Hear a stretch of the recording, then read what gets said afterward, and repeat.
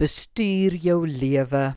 Kolossense 4 vers 5 sê, tree met wysheid teenoor buitestanders op en koop die tyd uit.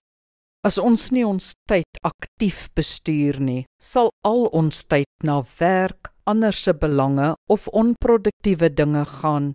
Onthou, ander probeer hulle agenda op jou dagboek skryf. Neem dus beheer oor jou dagboek en skryf jou agenda daarop.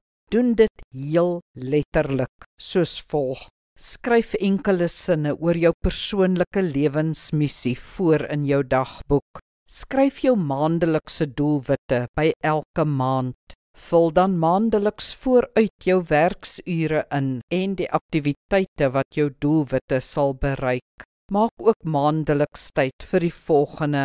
Tyd met God, met jou maat, jou kinders, vir persoonlike groei. Skryf by dit wat nog oorbly, persoonlike tyd.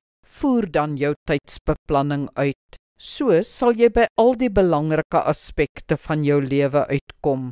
Jy sal ook eerlik vir diegene wat jou tyd opeis kan sê dat jy ongelukkig reeds iets anders beplan het.